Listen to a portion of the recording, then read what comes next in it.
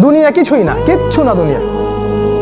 সকালে আপনি না থাকলে আপনাকে বিকেলেই এরা মাটি দিয়ে আসবে।